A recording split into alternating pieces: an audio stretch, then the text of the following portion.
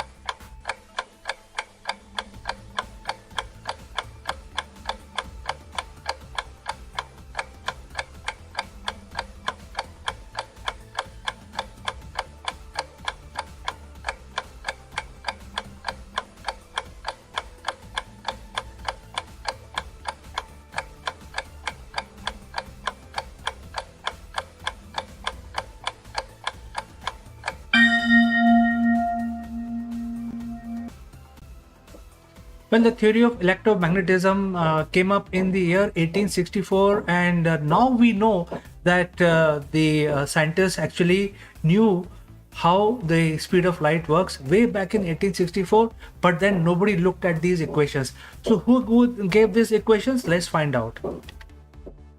It is James Clerk Maxwell. James Clerk Maxwell gave the theory of electromagnetism, and if you look at these three equations, you will know that why the speed of light is constant and why the speed of light is what it is. Let's move to the next question now.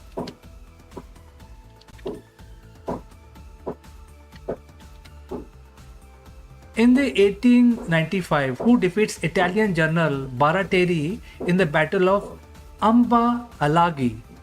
And the time starts now.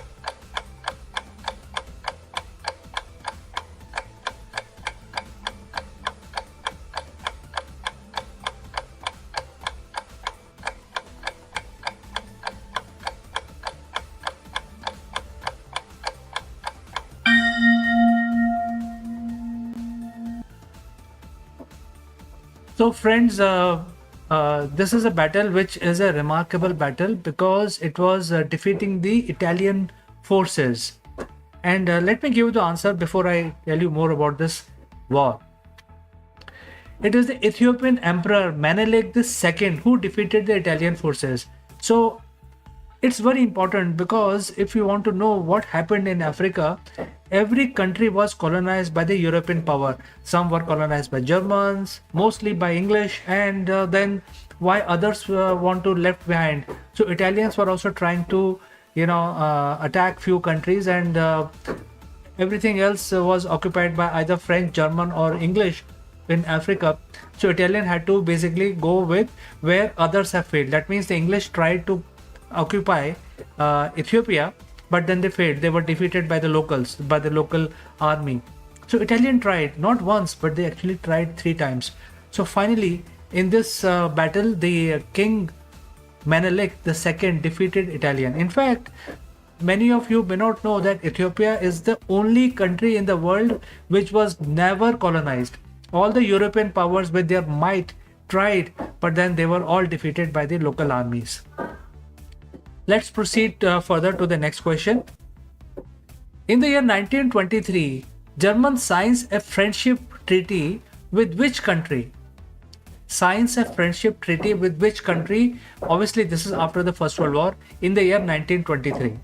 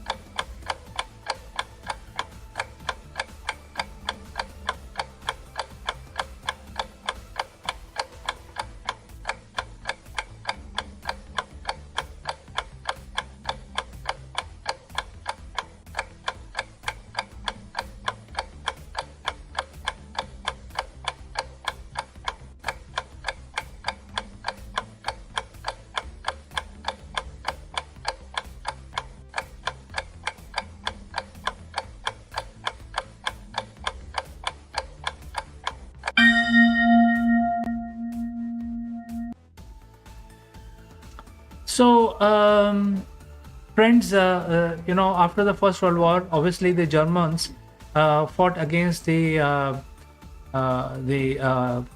English forces and probably American forces also. But then they signed up a treaty with the US. They signed a peace treaty after the war with United States of America. Let's move on to the next question. In the year 1941, which country declares war on Japan and enters World War II?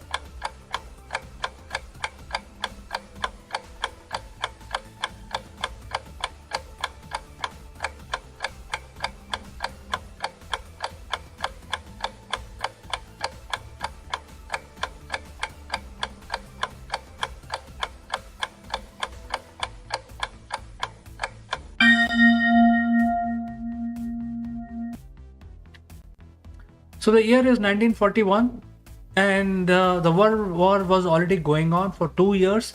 Which country entered the World War and declared war with Japan? Obviously, it is one country which we all know. Let's find out the answer. It is the US. US actually entered the war officially after the Japan attacked their naval base in the islands of Pearl Harbor, and then they entered the Second World War, and then they also declared war with Japan. Let's move to the next question. In the year 1987, which president of US and USSR signs a treaty eliminating medium-range nuclear missiles? 1987, both the presidents of US and USSR, what were their names? Time starts now.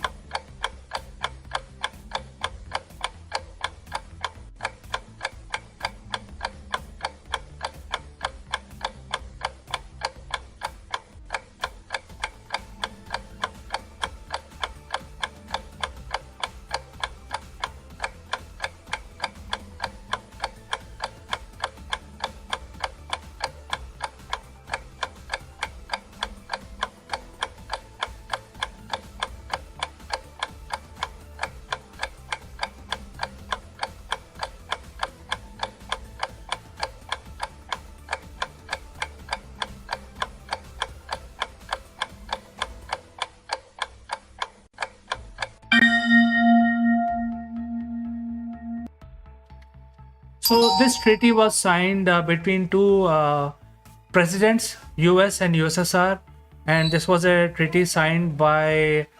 Um, uh, so before I give the answer, there is an answer from Edify Learning, Mikhail Gorbachev, and Reagan. Let me see if your answer is right.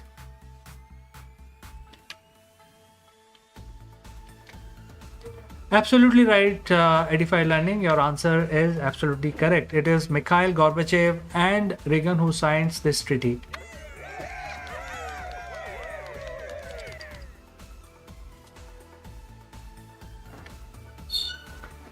In the year 2010, which company became the first privately held company to successfully launch an orbiter and recover the spacecraft? A private company in 2010.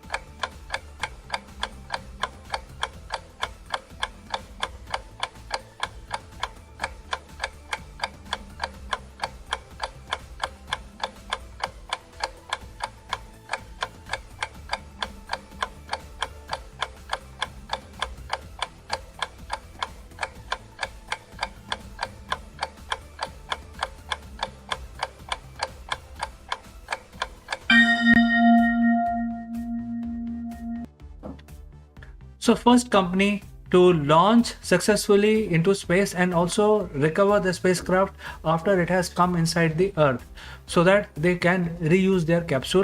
Which was this company? No marks for guessing this. This is a very simple question. It is SpaceX, and the spacecraft were known as SpaceX Dragon.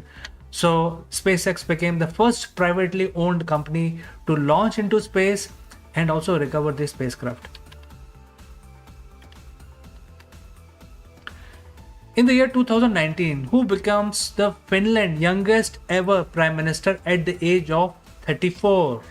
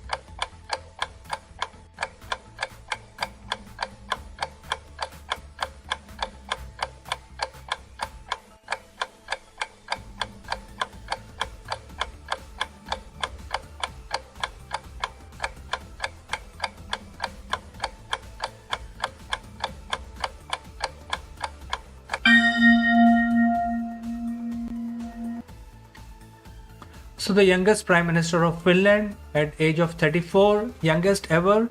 I see an answer from Edify Learning. Edify Learning says Marin. Let's see if your answer is correct, Edify Learning.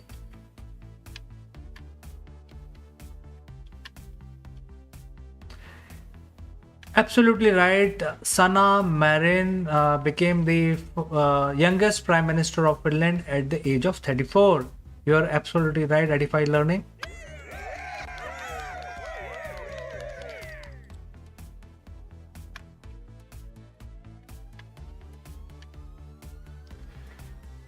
In the year 2022, who hosts his final episode of the late night talk and satirical news television program known as The Daily Show?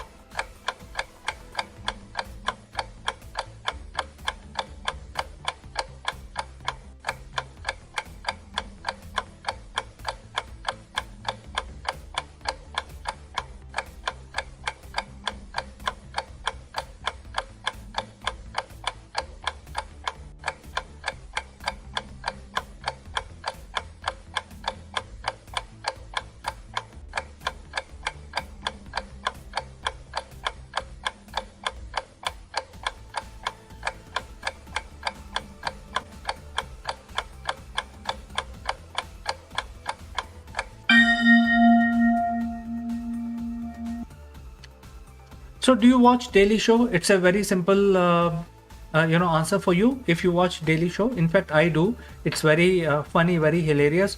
So who actually quits the show? And Edify Learning says Trevor Noah. Let's see if your answer is right.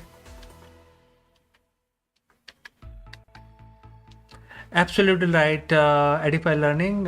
It is Trevor Noah. He is from South Africa, very hilarious comedian, and he was hosting the Daily Show for almost 4 years. After that, he quit, and we all miss him today. Uh, Absolutely right, Edify Learning.